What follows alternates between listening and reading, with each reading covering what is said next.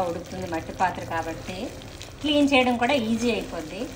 సరే, పాత్రని క్లీన్ చేసే సంగతి తర్వాత మాట్లాడుకుందాం. మన బ్రెయిన్ ఎలా క్లీన్ చేసుకుంటామో చూడండి. బ్రెయిన్ని మనం క్లీన్ చేసుకోవడానికి, చక్కగా చేసుకోవడానికి 5 నిమిషాలు కేవలం మనం ఓం అనే అక్షరాన్ని పాటిస్తే చాలు. అయితే మీకు కాన్ఫిడెన్స్గా, అంటే మీకు కాన్ఫిడెన్స్గా మీకు నచ్చిన మీ కంఫర్ట్ ప్లేస్లో వెళ్ళి కూర్చోవాలి. ఎక్కడ కూర్చోవాలి? మీ కంఫర్ట్ ప్లేస్లో వెళ్ళి కూర్చోవాలి. వెన్నుని కిందగా పెట్టి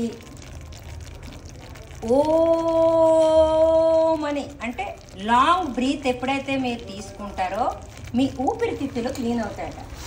ఇలాగా ఊపిరితిత్తులు క్లీన్ అవుతాయి. ఆ అనేది నాభి నుంచి మొదలు పెట్టాలి. ఆ అనేది ఓ,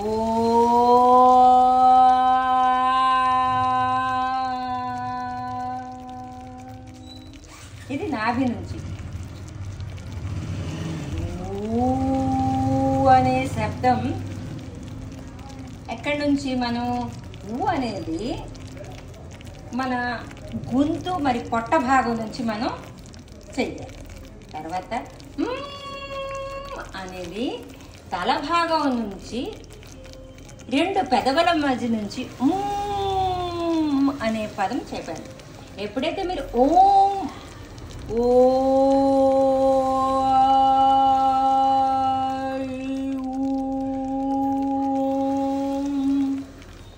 అని శబ్దాన్ని ఉచ్చరిస్తారో అప్పుడు ఇదేమవుతుంది?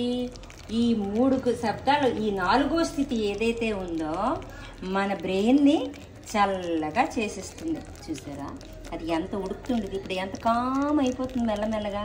అలాగే ఈ 3 శబ్దాలు కూడా అంట కామ్ చేసిస్తాయంట. మళ్ళీ మరో వీడియోతో మీ ముందుకి వస్తా. ఎలా చూసారా?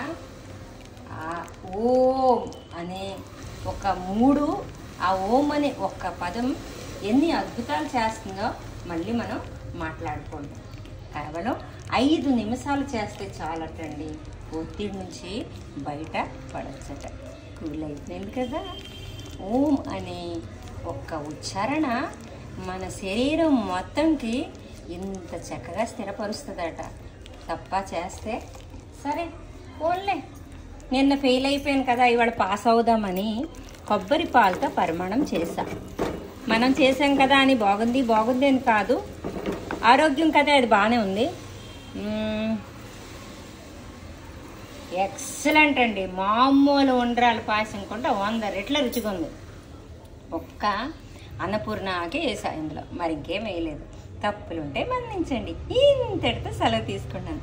చూసారా స్థిరంగా అయిపోయిందా లేదా, క్లీన్ కూడా అయిపోయిందా లేదా. క్లీన్ చేయడం కూడా ఈజీ అవుతుంది, ముద్ద వేస్ట్ అవ్వదు, మరి దారి కూడా పెట్టక్కర్లేదు. ఇప్పుడే ఇన్స్టెంట్గా పరమాణం తినేవచ్చు. ఇంతటితో సెలవు తీసుకుంటున్నాను.